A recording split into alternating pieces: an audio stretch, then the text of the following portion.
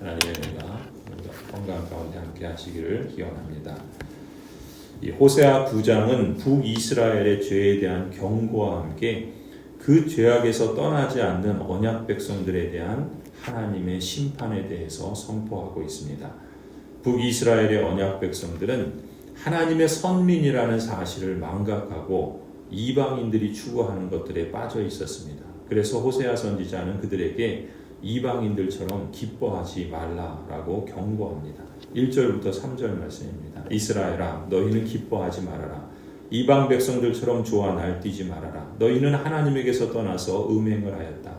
너희는 모든 타작마당에서 창녀의 몸값을 받으며 좋아하고 있다. 그러나 타작마당에서는 먹거리가 나오지 않고 포도주 틀에서는 새 포도주가 나지 않을 것이다.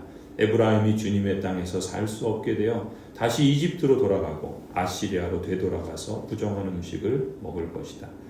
이 호세아 선지자는 지금 시내산에서 하나님께서 모세에게 주신 율법의 말씀을 기억하는 거예요. 그래서 신명기 28장에서 언약 백성이 언약을 깨뜨릴 때 그들에게 임할 저주를 지금 상기시키면서 이 말씀을 선포하는 겁니다.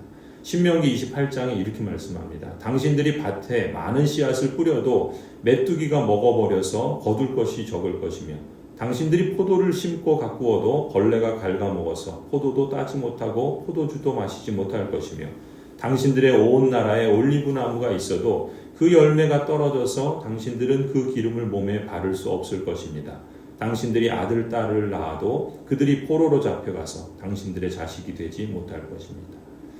이런 때가 되면은 언약 백성들이 이제 하나님께 제물을 드리며 제사를 지내려 해도 예배를 드릴 수 없는 날이 올 것이라고 호세아 선지자는 경고합니다. 4절부터 6절이에요. 이방 땅에서는 주님께 포도주를 제물로 부어 드릴 수 없고 그들이 바치는 제물이 주님을 기쁘게 해드릴 수도 없을 것이다. 그들이 먹는 것은 초상집에서 먹는 음식과 같아서 그것을 먹는 사람들마다 부정을 타게 될 것이다. 그들이 먹는 것은 허기진 배나 채울 수 있을 뿐 주님께서 계신 집으로 가져다가 바칠 것은 못 된다. 절기가 오고 주님께 영광을 돌릴 잔칫날이 돌아와도 무엇을 제물로 드릴 수 있겠느냐. 재난이 닥쳐와서 백성들이 흩어지는 날 이집트가 그 피난민을 받아들여도 끝내 멤피스 땅에 묻히는 신세가 되고 말 것이다. 가지고 간 귀중한 금은 보화는 잡초 속에 묻히고 살던 곳은 가시덤불로 덮일 것이다. 사실 일이 이 지경이 되도록 하나님께서 가만히 계셨던 것은 아니었습니다. 하나님께서는 선지자들을 파수꾼으로 세우셨죠. 하나님께서 세우신 선지자들은 망대에 올라가서 먼 발치에서 먼지를 일으키면서 쳐들어오는 적들을 보고 미리 대비하도록 경고하는 임무를 맡은 겁니다.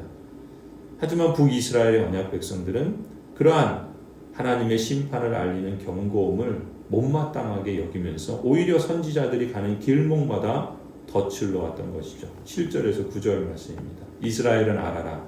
너희가 보복을 받을 날이 이르렀고 죄 지은 만큼 벌 받을 날이 가까이 왔다.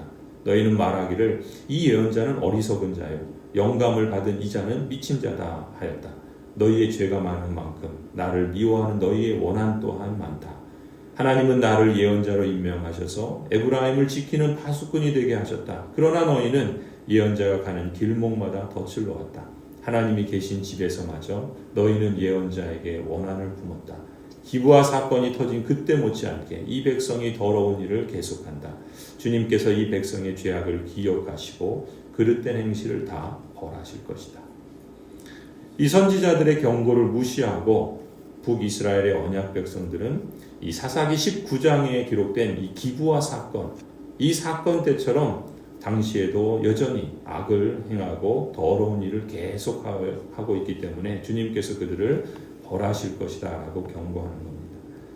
이 사사기 19장에 있었던 그 계속해서 이어지는 이 기브아 사건은 뭡니까? 이 사사시대에 북이스라엘의 에브라임 지역에 살던 레위 사람의 아내가 기브아에서 밤새 윤간을 당하죠. 그리고 죽게 됩니다. 그러자 그 남편이 어떻게 해요? 그녀의 시체를 토막내서 온 이스라엘 12지파에게 보내죠. 그리고 나서 그 장본인인 베냐민 지파를 모두가 다 죽이는 그런 끔찍한 일들이 벌어지게 됩니다. 사실 이 사건의 발단은 어디서 비롯되는가? 이 기브아 남자들이 레위 사람을 동성애 죄를 저지르려고 그가 묵고 있는 집에 와서 그를 내놓으라고 시위하는 그런 일로부터 시작이 되었던 것이죠. 가장 흉측한 죄를 짓다가 심판을 받은, 그래서 멸망한 소돔과 고모라에서나 있었던 그런 일이 북이스라엘에서, 이 기브아 땅에서 또 이 이스라엘 또 언약 백성들 가운데 있었던 것입니다. 그 후 이 사건은 계속해서 성경에서 이스라엘이 저지른 가장 최악의 죄로 기억이 됩니다. 호세아 선지자는 당시 북이스라엘이 바로 그 사사시대의 기브아 사람들과 다를 바 없다, 그만큼 타락했다라고 고발합니다. 그야말로 그들은 사사시대처럼 각기 자기 소견에 오른 대로 방자하게 행하였던 것이죠.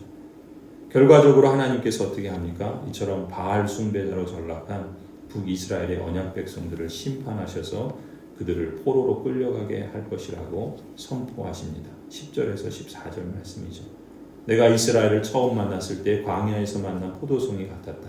내가 너희 조상을 처음 보았을 때 제철의 막 익은 무화과의 첫 열매를 보는 듯하였다.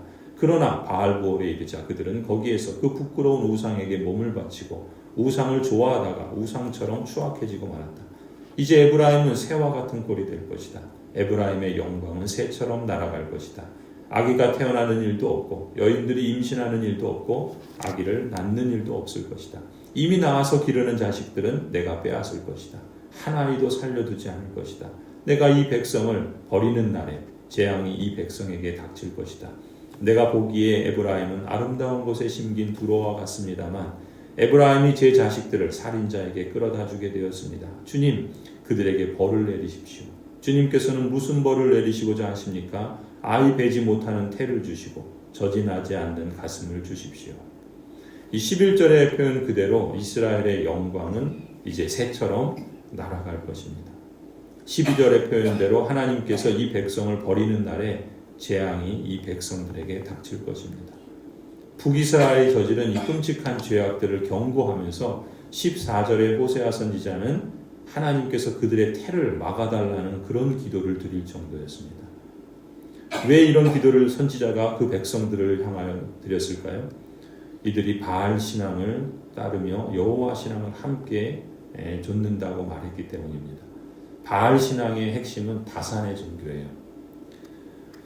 언약 백성들이 이 우상을 쫓고 있기 때문에 이들에게 가장 적절한 심판은 기근과 불임이었던 것입니다. 기근과 불임은 그들이 쫓는 바알이 아무런 힘이 없다는 것을 그들로 인식하게 할 것이기 때문에 이런 기도를 드린 겁니다.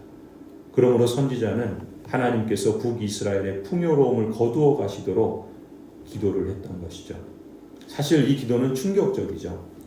그런데 놀라운 것은 무엇인가? 창세기 49장에 보면은 이 야곱이 하나님으로부터 이스라엘이라는 이름을 얻죠. 이 이스라엘이라는 이름을 얻은 야곱이 그 아들 요셉의 자손들을 축복할 때 기도하면 이렇게 기도합니다. 그 젖가슴에서 흐르는 복과 그 태에서 잉태되는 복을 베풀어 주십시오. 이 기도를 했거든요. 창세기 49장에 보면은 야곱이 이스라엘이 이렇게 기도해요. 너희 조상의 하나님이 너를 도우시고 전능하신 분께서 너에게 복을 베푸시기 때문이다. 위로 하늘에서 내리는 복과 아래로 깊은 샘에서 솟아오르는 복과 젖가슴에서 흐르는 복과 태에서 잉태되는 복을 베푸실 것이다. 이스라엘이 그 야곱 요셉에게 그 자손들에게 이러한 축복의 기도를 했는데 정작 지금 호세아는 무슨 기도를 합니까? 그와는 정반대되는 기도를 이스라엘 언약 백성들을 위해서 그들을 향하여 기도하고 있는 거예요. 그런 이스라엘 자손들에게 아이 베지 못하는 태를 주시고 저진하지 않는 가슴을 주십시오라고 간구합니다. 이스라엘이 그 자손에게 축복하며 간구한 복을 이제 중단시켜 줄 것을 간구하고 있는 거예요. 북이스라엘이 그만큼 더 이상 돌이킬 수 없는 지경에까지 추락했던 것입니다. 결과적으로 하나님께서는 북이스라엘의 언약 백성들에게 징계의 회초리를 드시죠.